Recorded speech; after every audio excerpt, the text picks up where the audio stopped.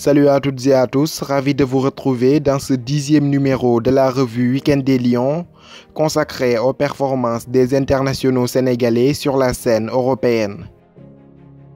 Inarrêtable avec les Reds de Liverpool en ce moment, Sadio Mané continue de terroriser les défenses en Première Ligue et d'enfiler les buts comme des perles. Ce dimanche, Liverpool recevait Manchester City à Anfield pour ce qui était le choc au sommet de cette 12e journée de Première Ligue. On dit souvent qu'on reconnaît les grands joueurs lors des grands matchs et Sadio Mané en est incontestablement un. Comme à l'accoutumée face aux Citizens, l'international sénégalais a encore trouvé le chemin des filets. Idéalement trouvé au second poteau par un excellent centre de Jordan Henderson à la 51e minute, sa tête plongeante ne laisse aucune chance à Claudio Bravo. Auparavant, deux réalisations signées Fabinho à la 6e minute et Mohamed Salah à la 13e permettaient aux Reds de garder une avance confortable de 2-0 sur les hommes de Pep Guardiola. Le but de Sadio Mané au retour des vestiaires portait ainsi le score à 3-0. À 12 minutes de la fin du temps réglementaire, Bernardo Silva réduit l'écart, mais Liverpool tiendra le bon bout jusqu'à la fin du temps additionnel. Score final 3-1 en faveur des champions d'Europe qui comptent désormais 9 points d'écart sur leur victime du soir, Manchester City. Sadio Mané marque quant à lui son 7e but de la saison en Première Ligue, son 11e toute compétition confondue.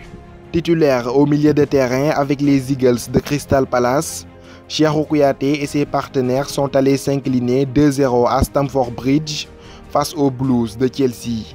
Enfin, Watford d'Ismaïla Sarr, de retour de blessure et absent de la feuille de match, est allé s'imposer 2-0 à Norwich City.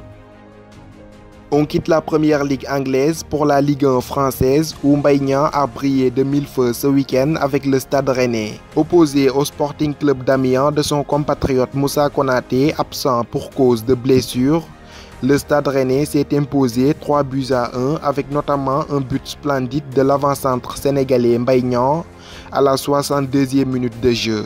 Remuant et présent sur tous les fronts, l'ancien joueur du Milan AC provoque un penalty à environ 20 minutes du terme. Tireur attitré à Rennes, il laisse cependant l'opportunité à son partenaire Raphinha, en manque de réussite depuis son arrivée, de débloquer son compteur but. Chose faite puisque Raphinha exécute à merveille la sentence et permet à Rennes de s'imposer 3-1. Mbaye Niang compte désormais 5 buts en Ligue 1 conformément.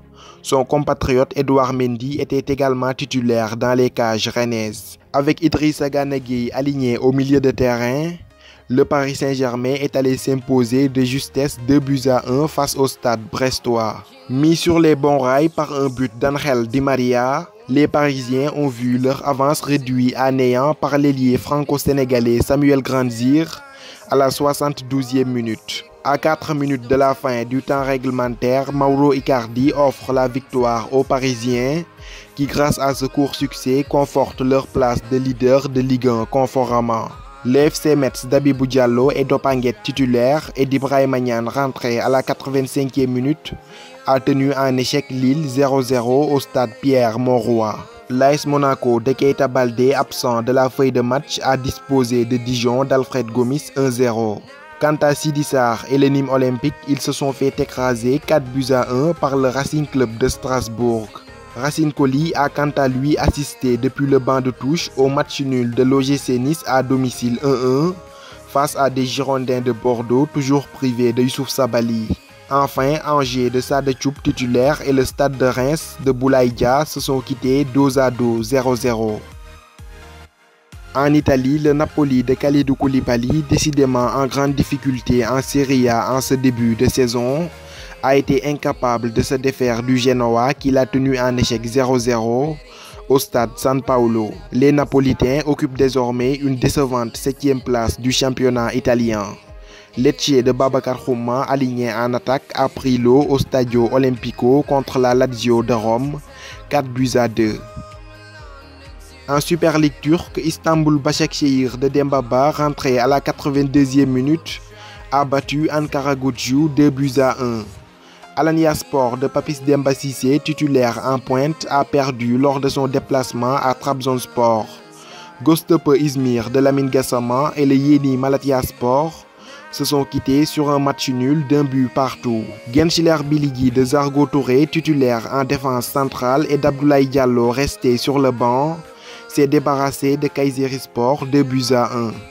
Enfin, Kassim Pacha de Mamba Batiam, blessé, s'est incliné 3-2 sur la pelouse de Fenerbahçe. On termine ce tour d'Europe par la Belgique où le FC Bruges de Crépin Diatta, rentré en fin de match, a essuyé sa première défaite de la saison contre Antwerp 2-1.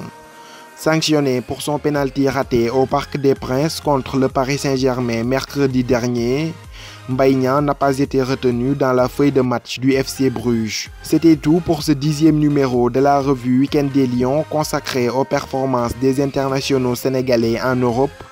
Je vous donne rendez-vous à très bientôt pour de nouvelles vidéos. D'ici là, portez-vous bien et n'oubliez pas de vous abonner à Foot Galsen 10 pour ne rien rater de l'actualité du football sénégalais.